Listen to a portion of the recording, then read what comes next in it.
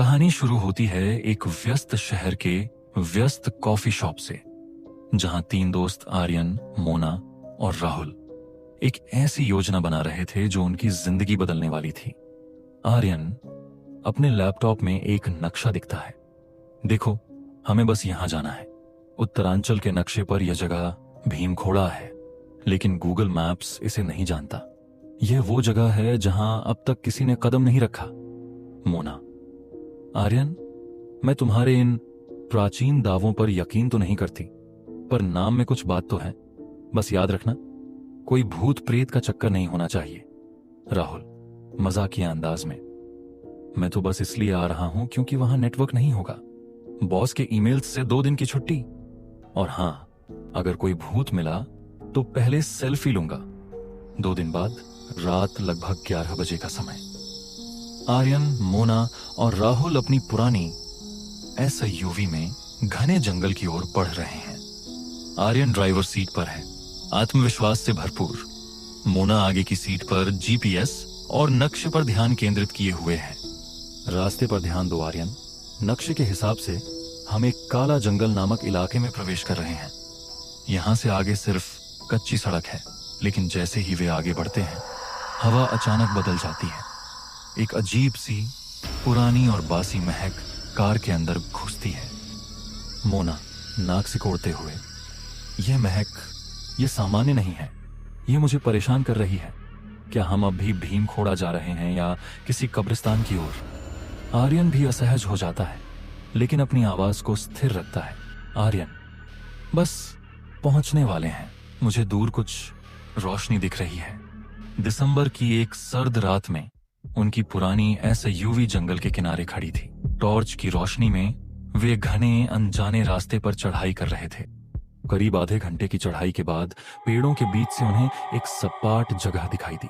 वहां चट्टानों के बीच बसे हुए कुछ पुराने पत्थरों के मकान दिखाई दिए। यह भीमखोड़ा गांव था। लेकिन गांव में दाखिल होते ही तीनों पर एक अजीब सी शांति छा गई और वे तीनों थोड़ा थक भी चुके थे। वहां कोई आवाज नहीं थी, बिल्कुल भी नहीं। यह तो भूतिया लग रहा है, जैसे समय यहीं रुक गया हो। तभी उनकी नजर आंगन के कोने में पड़ी एक लकड़ी की चारपाई पर गई।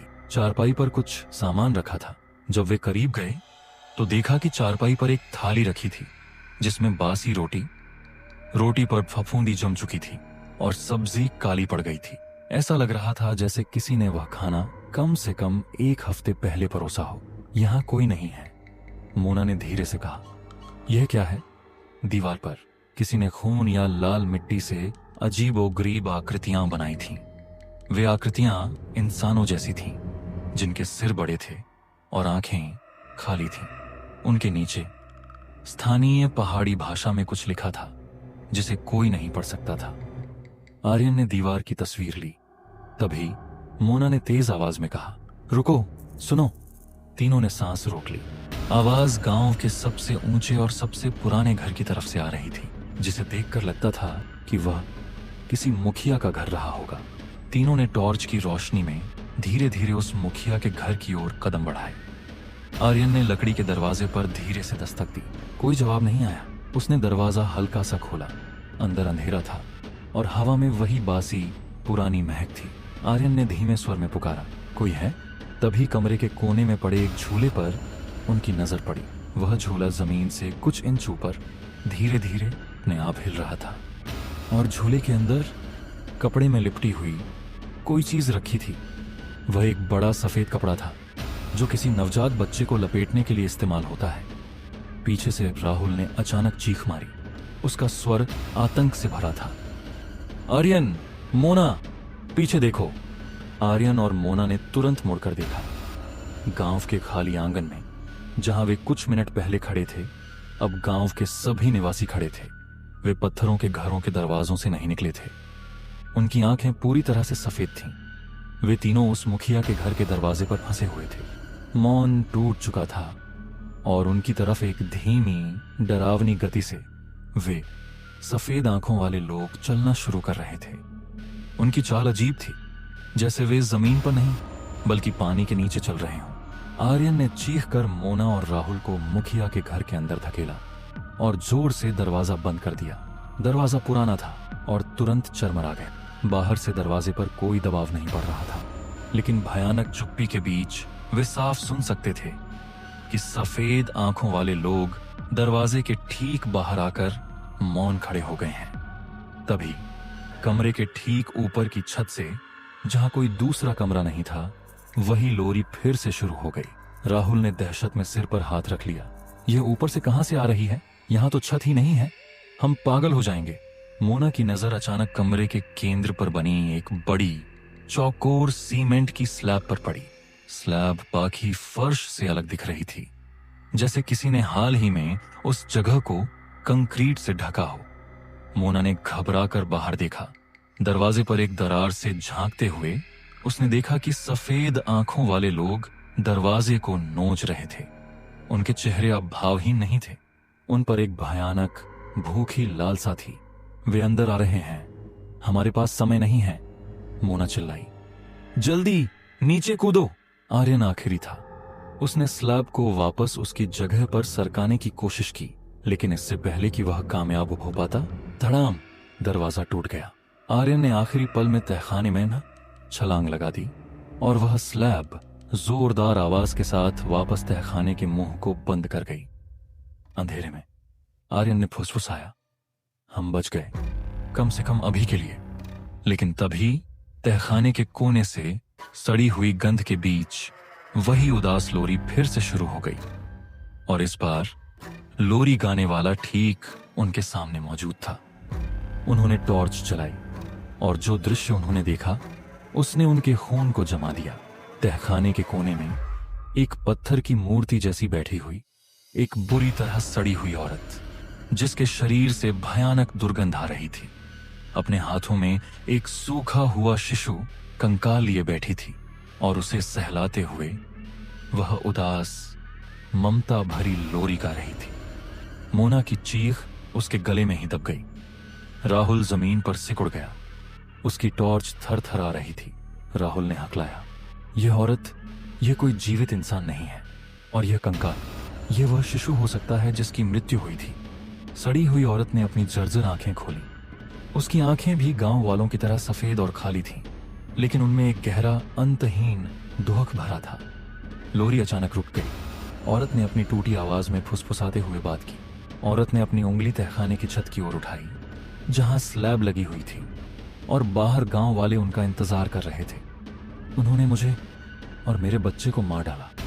उसने अपनी कहानी बताना शुरू किया। वह इस गांव के मुखिया की पत्नी थी।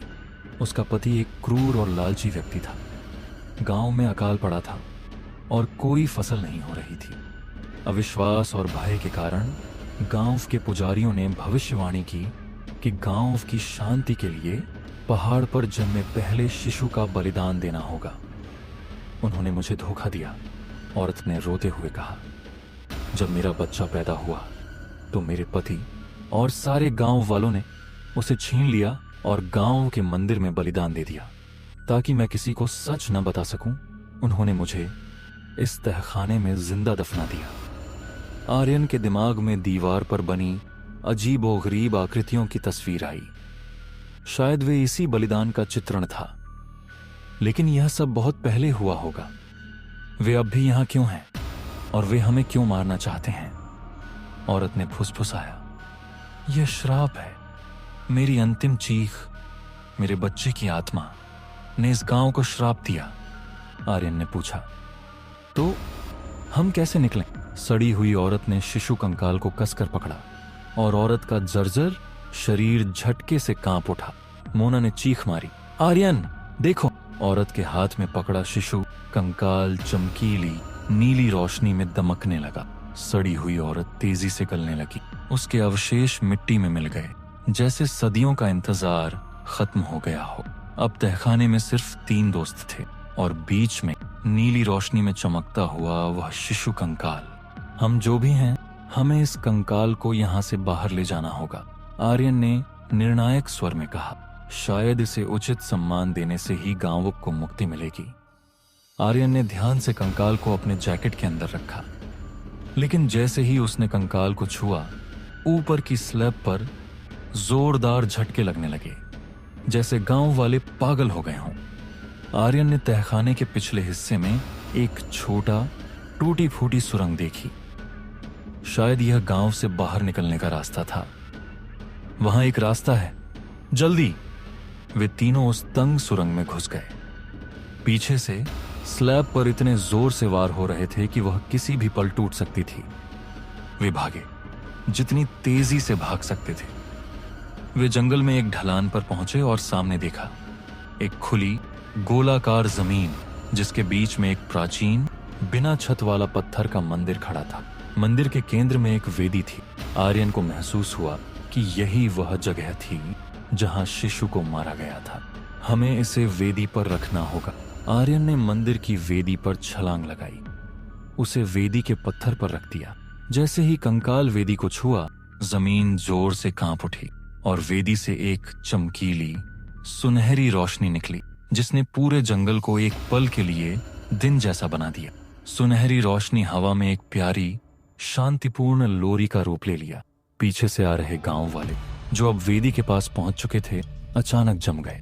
उनके सफेद चेहरे पर एक पल के लिए दर्द का भाव आया और फिर उनकी सफेद आंखें धीरे धीरे बंद हो गईं। वे सब एक एक करके जहां खड़े थे वहीं राख बनकर बिखर गए। सैकड़ों सालों का श्राप, इंतजार और दर्द उस रोशनी में मुक्त हो गया। जब रोशनी और आवाज खत्म हुई तो सब शांत हो गया। सिर्फ वे तीनों दोस्त और वेदी पर रखा शिशु कंकाल, जो अब शांत होकर पत्थर जैसा लग रहा था। आर्यन, मोना और राहुल ने एक दूसरे को देखा। वे बच गए थे। उन्होंने चुपचाप उस कंकाल को वेदी के पास की मिट्टी में दफना दिया, जहां वह शांति से सो सके।